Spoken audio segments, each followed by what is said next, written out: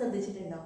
എന്ത് കണ്ടുപിടുത്തം ഉണ്ടാവുന്നതിനും പുറകിൽ അത്യാവശ്യം ഉണ്ടാവും. ഒരു അത്യാവശ്യം എലിമെൻ്റ് വരാണ്ട് നമ്മളൊന്നും കണ്ടുപിടിക്കാറേ ഇല്ല. ഇപ്പോൾ കോവിഡ് വന്നു. കോവിഡിനെ കുറിച്ച് നമുക്കൊന്നും അറിയണ്ടായിരുന്നില്ല. എല്ലാവരും പേടിച്ചു പോയി, മരിച്ചു പോകുമോ എന്നൊക്കെ ഭയങ്കരമായിട്ട് പേടിച്ചു. അങ്ങനെ അതിന് മരുന്നുണ്ടായിരുന്നില്ല, എന്ത് ചെയ്യണമെന്ന് ആൾക്കാർക്ക് അറിയണ്ടായിരുന്നില്ല. പല പല ഡോക്ടേഴ്സ് എല്ലാവരും ഭയങ്കരമായിട്ട് ഭയന്നു പോയി. അങ്ങനെ ഒരു സിറ്റുവേഷനിൽ ലോകത്തുള്ള എല്ലാ ഹോസ്പിറ്റൽസും രാജ്യക്കാരും എല്ലാം റിസർച്ച് ചെയ്തിട്ടല്ലേ നമ്മൾ കോവിഡിനുള്ള വാക്സിൻ കണ്ടുപിടിച്ചത്. അപ്പോൾ അങ്ങനെ തന്നെയാണ് ITP എന്ന ഈ അസുഖത്തിന് ഈ ഡോക്ടർ വിദ്യാസാഗർ ഒരു മരുന്ന് കണ്ടുപിടിക്കുന്നത്. ഇതിന് പിന്നെ ഒരു കഥയുണ്ട്, പറയട്ടെ. ഒരു 30 വർഷം മുമ്പുള്ള കഥയാണ്. നിലമ്പൂർ കോവിലകത്തിനടുത്ത് 2 കുടുംബങ്ങൾ താമസിക്കുന്നുണ്ടായിരുന്നു. അപ്പം ആ 2 കുടുംബങ്ങളിലെ 2 കുട്ടികൾക്ക് വെറും 10,000-ൽ ഒരാൾക്ക് വരുന്നൊരു അസുഖമാണ് ഈ ITP എന്ന് പറയുന്നത്. ആ 2 കുഞ്ഞുങ്ങൾക്ക് ഈ അസുഖം വന്നപ്പോൾ നമുക്ക് കുട്ടികൾക്കൊരു പനി വന്നാൽ പോലും നമ്മൾ ഭയങ്കര ടെൻഷനായിരിക്കും അല്ലേ. അപ്പോൾ ആ മാതാപിതാക്കൾ പല പല ആശുപത്രികളിലും ചികിത്സയ്ക്ക് വേണ്ടി പോയവർ എല്ലാവരും കൈയൊഴിഞ്ഞു. അതിലൊരു കുട്ടി മരിക്കുകയും കൂടെ ചെയ്തപ്പോൾ ഈ ജീവനോടെയുള്ള കുട്ടിയുടെ പാരൻസ് ഭയങ്കരമായിട്ട് പേടിച്ചു.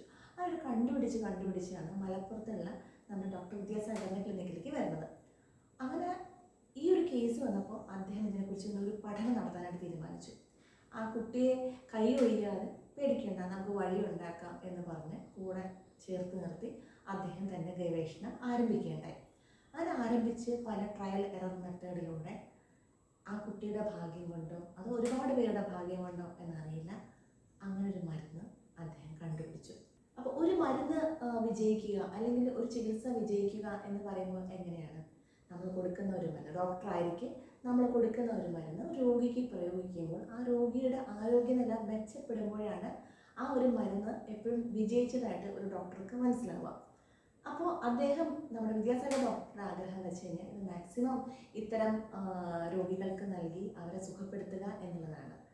പിന്നെ അലോപ്പതിയൊക്കെ പോവുകയാണെങ്കിൽ ലക്ഷങ്ങൾ ചിലവ് വരുന്ന ഒരു ചികിത്സാ രീതി കൂടിയാണ് ITPയുടെ എന്ന് പ്രത്യേകം പറയേണ്ടതില്ലല്ലോ. പക്ഷേ ആയുർവേദത്തിൽ നിങ്ങൾ വരികയാണെങ്കിൽ വേറൊരു സൈഡ് ഇഫക്റ്റ് ഒന്നും ഇല്ലാണ്ട് നിങ്ങൾക്ക് പരിപൂർണമായി ചികിത്സിച്ച് ഭേദമാക്കി നിങ്ങളുടെ വീടുകളിലേക്ക് പോകാനായിട്ട് കഴിയും.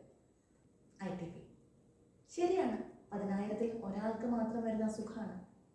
പക്ഷേ ഇപ്പോൾ നല്ലൊരു ചികിത്സാ രീതി ഉണ്ടെന്ന് മനസ്സിലായില്ലേ?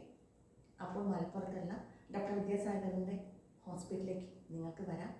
അതിന് മുമ്പ് ഇതിൽ കൂടുതലായിട്ട് അറിയണമെന്നുണ്ടെങ്കിൽ അദ്ദേഹത്തെ വിളിച്ചു ചോദിക്കുകയോ കാര്യങ്ങൾ അറിയണമെന്നുണ്ടെങ്കിൽ താഴത്തെ വാട്സാപ്പ് നമ്പറിൽ ബന്ധപ്പെടും.